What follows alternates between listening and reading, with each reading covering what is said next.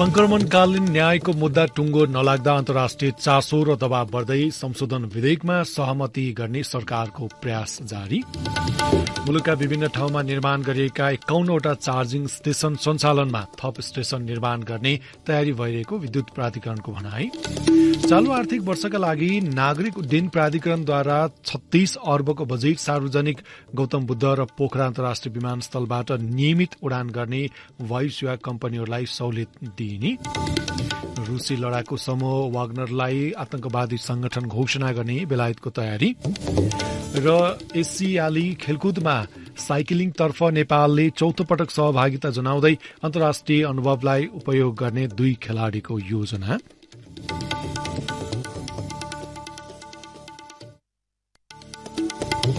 नमस्कार, कान्तिपुर डायरीका साथमा साथी मनिष र म सन्तोष। समाचार अब विस्तारमा। सुरुमा कान्तिपुर सविस्तार। कान्तिपुर सविस्तार। सरकारले संक्रमणकालीन न्यायसँग जोडिएको विधेयकलाई पारित गराउन दलीय छलफल शुरू गरेको छ। विधेयक पारित गरेर राष्ट्रसंघीय महासभामा भाग लिन अमेरिका जाने तयारी स्वरूप प्रधानमन्त्री पुष्पकमल दाहालले छलफल अगाडि बढाउनु भएको हो। संक्रमणकालीन न्यायको मुद्दा टुङ्गो नलाग्दा अन्तर्राष्ट्रिय चासो र दबाव बढ्न सक्ने आशंका बीच संशोधन विधेयक अघि बढाउने नीति सरकारले लिएको हो। तर द्वन्द्व पीड़ितको असहमति कायम रहेको बेला प्रमुख प्रतिपक्षीले विधेयकमा समर्थन जनाउन नसक्ने अडान लिएको छ। तत्कालीन सरकार र विद्रोही नेकपा माओवादीले 2063 मक्सिर 5 गते विस्तृत शान्ति सम्झौता गरेका थिए। सोही सम्झौताको जगमा माओवादीको 10 वर्षीय युद्ध अन्त्य भए पनि 17 वर्षको अवधिमा शान्ति प्रक्रियालाई टुङ्गोमा पुर्याउने र न्यायिक निरूपण गर्ने सवालमा प्रगति हासिल हुन सकेको छैन। शान्ति प्रक्रियाका बाँकी काम रोकिएसँगै अन्तर्राष्ट्रिय चासो बढ्दो क्रममा छ। शान्ति प्रक्रियालाई 6 महिनामा निष्कर्ष दिने र मुलुकलाई समृद्धिको दिशामा लैजाने विस्तृत शान्ति सम्झौतामा उल्लेख भए पनि आन्तरिक परिस्थिति गिजोलिएकाले न्याय निरूपणको विषय अन्तर्राष्ट्रियकरण हुने जोखिम बढेको बताउँछन् संवैधानिक मानवाधिकार कानूनविद राजु प्रसाद चापागाई।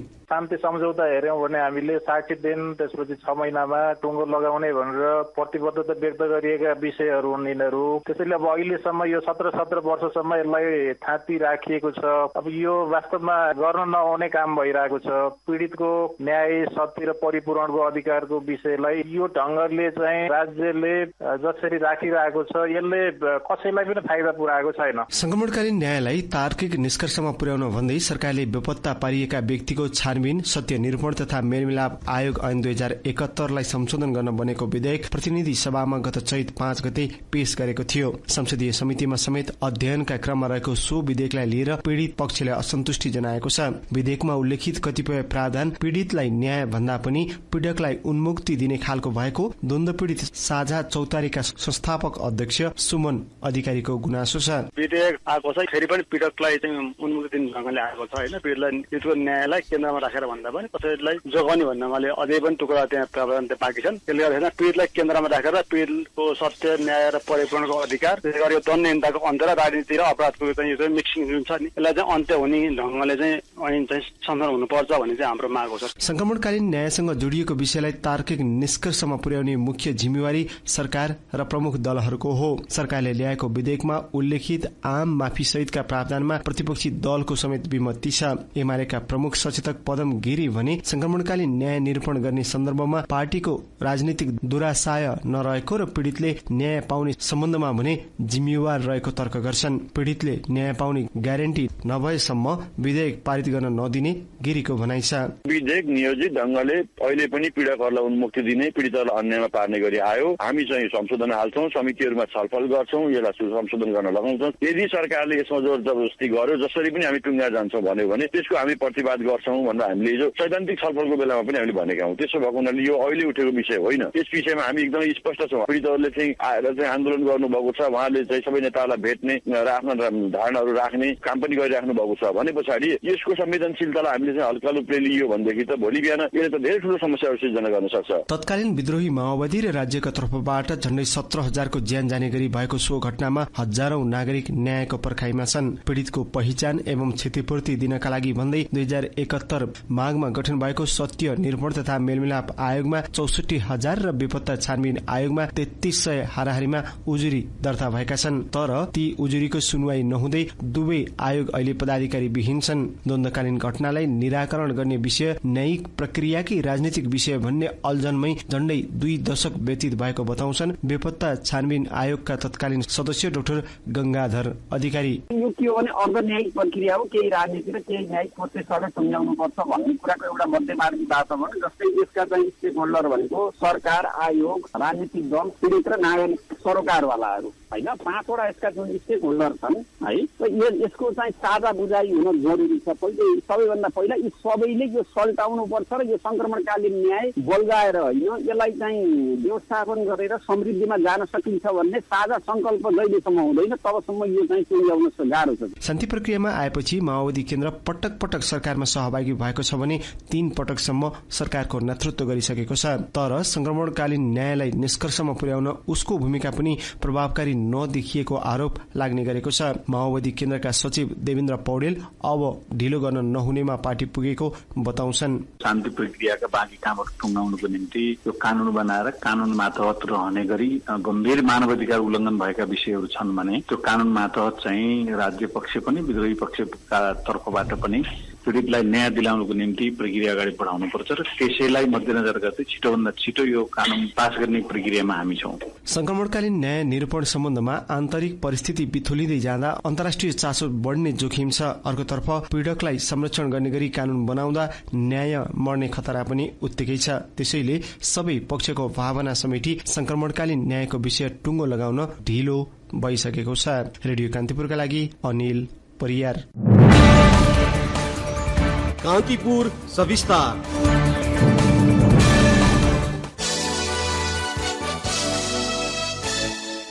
नेपाल विद्युत प्राधिकरणले मुलुकका विभिन्न ठाउँमा निर्माण गरेका 51वटा चार्जिङ स्टेशन सञ्चालनमा ल्याएका छन्। प्राधिकरणको लगानी एसियाली विकास बैंकको सहुलियतपूर्ण ऋण तथा नर्वे सरकारको प्राविधिक सहयोगमा चार्जिङ पूर्वाधार विकासका योजना अन्तर्गत 7 प्रदेशका मुख्य राजमार्ग, बस पार्क र ठूला शहरमा 51वटा चार्जिङ स्टेशन सञ्चालनमा आएका हुन्।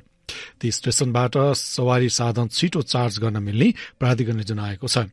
विद्युतीय सवारी चार्जिङ स्टेशनको ऊर्जा, जलस्रोत तथा सिंचाई मन्त्री शक्ति बहादुर बस्नेत र सचिव दिनेश कुमार घिमिरेले संयुक्त रूपमा उद्घाटन गर्नुभएको हो। मन्त्री बस्नेतले विद्युतीय सवारी साधनको प्रबन्धन र विस्तारका लागि आवश्यक सहुलियत प्रदान गर्न र अनुकूल वातावरण बनाउन सरकार तयार रहेको समेत बताउनु भएको छ। यसैबीच प्राधिकरणका कार्यकारी निर्देशक कुलमान घिसिङले विद्युतीय सवारी साधन पेट्रोलियम पदार्थबाट चल्ने भन्दा धेरै सस्तो पर्ने उल्लेख गर्दै मुलुककै वैदेशिक मुद्रा सञ्चितमा पनि सकारात्मक योगदान पुग्ने बताउनु भएको छ। प्राधिकरणले देशभर थप 11वटा चार्जिङ स्टेशन स्थापना गर्न लागेको समेत उहाँले बताउनुभयो। चार्जिङ स्टेशनले गर्दाखेरि नेपालमा ट्रान्सपोर्टेसन सेक्टरमा एकदमै सस्तोमा ट्राभल गर्न पनि राम्रो व्यवस्था हुनेछ। किनभने यो चार्जिङ स्टेशनबाट चार्ज गर्दाखेरि पेट्रोल डिजेल भन्दा करिब 15-20 गुणा सस्तो छ। यसको अपरेसन कस्ट अलमोस्ट जेरो र नेपालको विद्युत चाहिँ नेपालमै खपत हुन्छ। पेट्रोलियम प्रडक्टको हाम्रो इम्पोर्टलाई घटाउँछ, यसले ट्रेड डेफिसिट घटाउँछ, हाम्रो फरेन रिजर्भलाई पनि बढाउने छ। किनभने नेपालको विद्युत यहीँ खपत हुन्छ, इम्पोर्ट पनि कम हुन्छ। यसले नेपालको ट्रान्सफर्मेसनमा ठूलो सहयोग पुग्नेछ। करिब 40 करोड़ रुपैयाँ लागतमा निर्माण गरेका चार्जिङ स्टेशन मध्ये 26वटामा ठूला बस, माइक्रो ट्रक, कार र 25वटामा साना ठूला कारहरू चार्ज गर्न मिल्नेछन्। प्राधिकरणका अनुसार हरेक चार्जिङ स्टेशनमा 142 किलोवाट क्षमताको चार्जर, त्यसमा विद्युत आपूर्तिका लागि 50 केभीए को ट्रान्सफर्मर, अनलाइन बिलिङ प्रणालीको पनि जडान गरिएको छ। कान्तिपुर डायरीमा अब ब्रेकको पालो। ब्रेकपछि कान्तिपुर डायरीमा अब बाँकी प्रसंग। उपप्रधान एवं गृहमन्त्री नारायण काजी श्रेष्ठले भ्रष्टाचार विरोधी अभियानलाई विश्राम नदिने बताउनु भएको छ। चितवनमा आयोजित कार्यक्रमलाई सम्बोधन गर्दै उहाँले सुशासनको अभियानमा सम्झौता नगरी अगाडि बढ्ने बताउनुभयो। सरकारको निरन्तरता, गृहमन्त्रीको निरन्तरता र भ्रष्टाचार, तस्करी, कालोबजारी, दण्डहीनता ठगीको निरन्तरता साथसाथै जान सक्दैन। यसमा कतिपय कदमहरू चाल्दा विभिन्न प्रकारका अप्ठ्याराहरूले हामीलाई समस्या पारेको हुन सक्छ, तर मूलभूत रूपमा हाम्रो मिसनमा ध्येयमा हामी सम्झौता गर्न तयार छैनौँ। यो भ्रष्टाचार विरोधी अभियानलाई अगाडि बढाउनेछौँ। यो हाम्रो संकल्प हो, मेरो संकल्प हो। सरकारी जग्गा, सुन तस्करी र शरणार्थी प्रकरणका अपराधी तथा तस्करलाई कानूनको कठघरामा उभ्याएरै छाड्ने गृहमन्त्री श्रेष्ठले दृढता व्यक्त गर्नुभयो। उहाँले भन्नुभयो, पछिको करिब 60 किलो सुनको तस्करीलाई आधार बनाएर त्यसका अपराधीहरूलाई सडैसम्म पुग्ने सारा नेटवर्क पहिचान गरेर तिनीहरूलाई कानूनको दायरामा ल्याएर कारवाही गर्ने प्रक्रियामा अहिले प्रहरीको सिआइडी अनुसन्धानरत छ। हामीलाई विश्वास छ केही दिन भित्रैमा निष्कर्षमा पुग्नेछ। सबै त्यस प्रकारका अपराधीहरूलाई, तस्करहरूलाई कानूनको कठघरामा उभिनेछ र नेपालमा एउटा नयाँ वातावरण सिर्जना गरिनेछ। देशमा ठूलो राजनीतिक परिवर्तन भएको भन्दै गृहमन्त्री श्रेष्ठले राजनीतिक परिवर्तनलाई परिवर्तनमा मात्रै सीमित नबनाएर सामाजिक र आर्थिक रूपान्तरण गर्ने चाहना रहेको उल्लेख गर्नुभयो।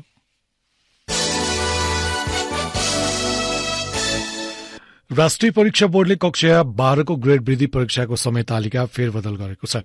बोर्डले सार्वजनिक गरेको तालिका अनुसार आगामी असोज 9 र 10 गते देशभर ग्रेड वृद्धि परीक्षा सञ्चालन हुनेछ। यसअघि असोज 6 र 7 गते परीक्षा सञ्चालन गर्ने समय तालिका तोकिएको थियो। बोर्डले विशेष कारणवश परीक्षाको समय तालिका संशोधन गर्न परेको जनाएको छ। गत साउन 30 गते प्रकाशित कक्षा 12 को नतिजा अनुसार 1,23,300 विद्यार्थीले ग्रेड वृद्धि परीक्षा दिन पाउनेछन्। ग्रेड वृद्धि परीक्षा दिन भाद्र 22 गतेसम्म र दोब्बर दस्तुर बुझाएर 29 गतेसम्म आवेदन दिन सकिने पनि व्यवस्था गरिएको छ।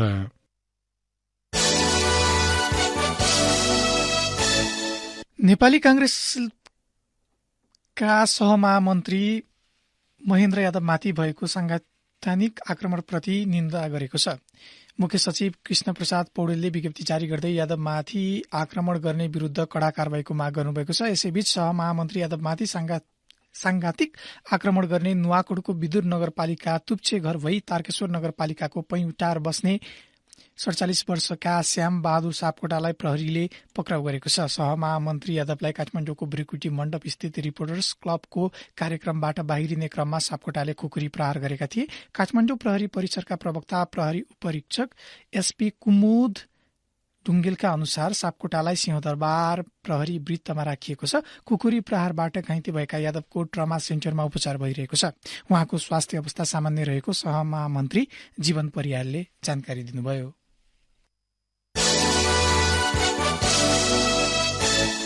मानव बेचबिखन तथा ओसार पसार विरूद्धको 17औं राष्ट्रिय दिवस विभिन्न कार्यक्रम गरी मनाइएको छ। सन् 2002 मा दक्षिण एसियाली क्षेत्रीय सहयोग संगठन सार्क सम्मेलनबाट पारित बालबालिका बेचबिखन विरूद्धको महासन्धिलाई स्मरण गर्दै 2063 बाट नेपालमा यो दिवस मनाउन थालिएको हो। यस वर्ष सामाजिक न्याय र आर्थिक सशक्तिकरण मानव बेचबिखनको निर्मूल भन्ने नारा तय गरिएको छ। यसैबीच नेपालबाट भारतमा 16 देखि 25 वर्षसम्मका किशोरीहरूको ओसार पसार बढेको राष्ट्रिय मानव अधिकार आयोगले जनाएको छ। खुला सीमाका कारण मानव बेचबिखनका घटना भइरहेको आयोगले प्रतिवेदन मार्फत जनाएको हो। नेपालमा पछिल्लो 2 वर्षमा 40,300 बढ़ी बेचबिखनका घटनाहरू भएका छन्। 19 लाख मानिसहरू बेचबिखनको जोखिममा रहेको प्रतिवेदनले औल्याएको छ। वैदेशिक रोजगारीमा रहेका 15 लाख जनसंख्या मध्ये 1.5% अर्थात 2,225 जना बेचबिखनमा परेका छन्। यसैबीच महिला बालबालिका तथा ज्येष्ठ नागरिक मन्त्री सुरेन्द्र राज आचार्यले सरकार मानव बेचबिखन नियन्त्रणमा सक्रिय रहेको बताउनु भएको छ। मानव बेचबिखन विरूद्धको 17औं राष्ट्रिय दिवसको मूल समारोह समितिको कार्यक्रमलाई सम्बोधन गर्दै मन्त्री आचार्यले सामूहिक प्रयासबाट मात्रै मानव बेचबिखनको समस्या समाधान गर्न सकिने विश्वास व्यक्त गर्नुभयो। होल अफ गभर्मेन्ट एप्रोचबाट मात्र यस्ता किसिमका अपराध नियन्त्रण हुन नसक्ने हुनाले होल अफ सोसाइटी एप्रोचको माध्यमबाट यस किसिमका गम्भीर अपराधको नियन्त्रण गर्नु हामी सबैको दायित्व हो। भारतसँगको खुला सिमाना, गरिबी, नागरिकको न्यून सचेतना स्तर, मानव बेचबिखनको बदलिँदो प्रवृत्ति, सामाजिक सञ्जालको दुरुपयोग, वैदेशिक रोजगारको बढ्दो प्रवृत्ति जस्ता कारणले मानव बेचबिखनका समस्याहरू अपेक्षित रूपमा समाधान हुन सकेका छैनन्। राष्ट्रपति रामचन्द्र पौडेलले ललितपुरको पाटन स्थित कृष्ण मन्दिरको दर्शन गर्नुभएको छ। सो अवसरमा उहाँले कृष्ण मन्दिरभित्र भगवान श्रीकृष्णको पूजा आराधना र प्रसाद ग्रहण समेत गर्नुभएको थियो। भाद्र कृष्ण अष्टमीकै दिन भगवान श्रीकृष्णको जन्म भएको विश्वासमा कृष्ण जन्माष्टमी पर्व मनाउने चलन छ। यसैबीच काठमाडौँमा बस्ने थारू समुदायले आज हर्षोल्लासपूर्वक अष्टमीकी पर्व मनाएका छन्। थारू समुदायसँग सम्बन्धित विभिन्न संघ संस्थाको आयोजनामा सो पर्वको आयोजना गरिएको हो। पर्वको अवसरमा घर घरमा भगवान श्रीकृष्ण लगायत मानव जातिको क्रियाकलाप दर्शाउने चित्र कोर्नुपर्ने चलन छ। कान्तिपुर डायरीमा पुनः ब्रेकको पालो। अब आर्थिक प्रसंग। नागरिक उड्डयन प्राधिकरणले चालू आर्थिक वर्षका लागि 36 अर्ब 66 करोड़ रूपियाँ बराबरको अनुमानित बजेट पास गरेको छ। प्राधिकरणको संचालक समितिले गत आर्थिक वर्षको तुलनामा 5 अर्ब 19 करोड़ रूपियाँले घटाउँदै यो वर्ष 36 अर्ब रूपियाँ बढ़ीको बजेट तयार पारेको हो।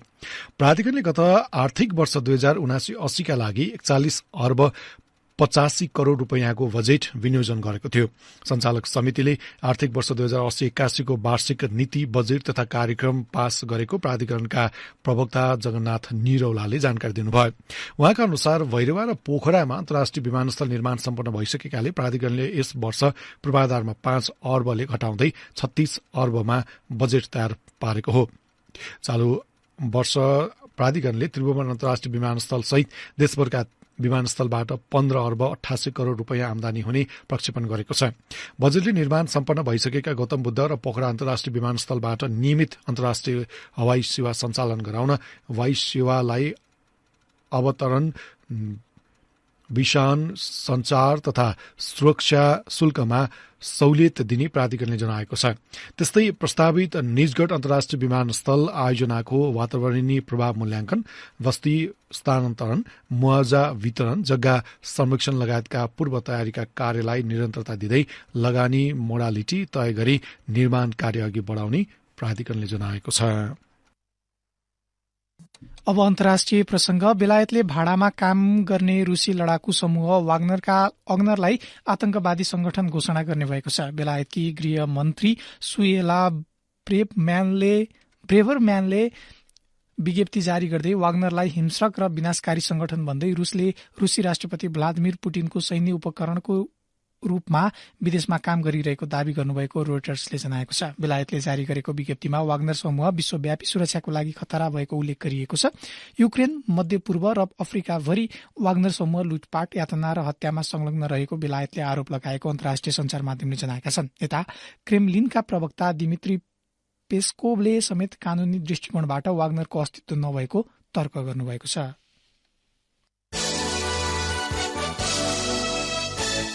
अब खेल प्रसंग। एसियाली खेलकुदमा साइक्लिङले चौथो पटक सहभागिता जनाउँदैछ। नेपालको प्रतिनिधित्व गर्नेमा एक महिला र अर्का एक पुरूष खेलाड़ी छन्। दुवैले साइक्लिङको माउन्टेन बाइक तर्फ क्रस कन्ट्री ओलम्पिक विधामा स्पर्धा गर्नेछन्। एक रिपोर्ट।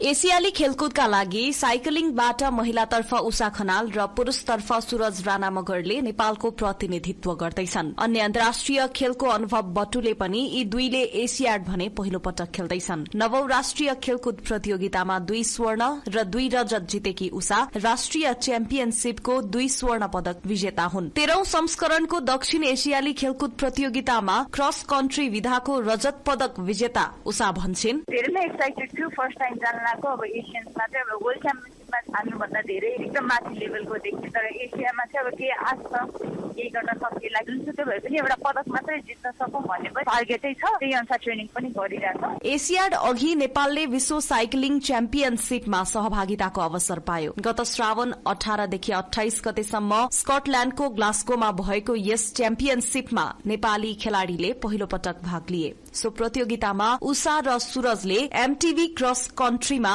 स्पर्धा गरे। पदक हात पार्न नसके पनि दुवैले एसियाड अघिको राम्रो एक्सपोजर भने पाए। नवौं राष्ट्रिय खेलकुद प्रतियोगिताका 2 स्वर्ण र 1 रजत पदक विजेता सूरज राणा मगर भन्छन्, हाम्रो 2 क्याम्प हुन्छ, बिहान र बेलुका राम्रो भइरहेछ। कोच क्याम्पमै बसेर राम्रोसँग तयारी राम्रै भइरहेछ। लक्ष्य भनेको अब गोल्ड मेडलै हो। सबैजनाले अब मेडलकै लक्ष्य लिएर कुद्ने हो। तयारी राम्रै भइरहेछ। एसियाडका लागि संघले नेशनल च्याम्पियनशीपबाट खेलाड़ी छनौट गरेको हो। नेपाल साइक्लिङ संघ सन् 1995 मा स्थापना भएको हो, तर नेपालले साइकलिङमा सन् 2010मा चीनमा भएको 16औं संस्करणदेखि मात्रै सहभागिता जनाउन थालेको हो। हाल काठमाडौँको गोकर्णेश्वर नगरपालिका स्थित यज्ञडोल सामुदायिक वनमा मुख्य प्रशिक्षक देवेन्द्र बस्नेतले खेलाड़ीलाई प्रशिक्षण गराइरहेका छन्। मुख्य प्रशिक्षक बस्नेत भन्छन्, एसियाडमा पदक खेल्नलाई धेरै मेहनत गर्नुपर्छ, लङ वेज टु गो भन्छ नि। पदकको लागि गर्नको लागि हामीले लामो बाटो हिँड्न बाँकी नै छोटो समय थोरै तालिमले चाहिँ अरू विकसित देशहरूको दाजुमा चाहिँ हाम्रो तयारी कमै हुन्छ होइन। त्यसले गर्दाखेरि पदकको लागि भने तापनि अब आशाती फल चाहिँ नआउन सक्छ। राष्ट्रिय कीर्तिमानलाई चाहिँ गर्ने अथवा खेलाडीको पर्फर्मेन्स चाहिँ अलि बेटर बनाउने, अरू प्रतियोगितामा बेस्ट रिजल्ट कसरी हासिल गर्न सक्छ उनीहरूलाई त्यो एउटा अनुभवको लागि पनि हुने त्यो हिसाबले जाने। 13औं सागमा साइकलिङको माउन्टेन बाइकको क्रस कन्ट्री ओलम्पिक र डाउनिङ गरी 2 विधामा नेपालका महिला पुरूष खेलाड़ीले 4 स्वर्ण 4 रजत र 2 कांस्य गरी 10 पदक हात पारेका थिए। यो नै नेपाली साइकलिङको ऐतिहासिक उपलब्धि हो। नेपालको मुख्य समस्या राम्रो साइकलिङ कोर्सको अभाव हो। अभावका बीच खेलाड़ीले एसियाडको तयारी गरिरहेका छन्। नेपालले एसियाडमा 2 स्वर्णका लागि प्रतिस्पर्धा गर्नेछन्। एसियाडमा साइकलिङका खेल आगामी असोज 16 देखि 18 गतेसम्म हुनेछन्। रेडियो कान्तिपुरका लागि पुजनी श्रेष्ठ। हवस्, यिनै प्रसंगसँगै कान्तिपुर डायरीको यो बुलेटिन यही सकिन्छ। भोलि बिहान 6:30 बजे हामी नियमित बुलेटिनका साथमा उपस्थित हुनेछौं। अहिलेलाई न्यूज डेस्कका सम्पूर्ण साथीहरूसँगै साथी मनिष र म सन्तोष बिदा हुन्छौ। नमस्कार, शुभरात्रि।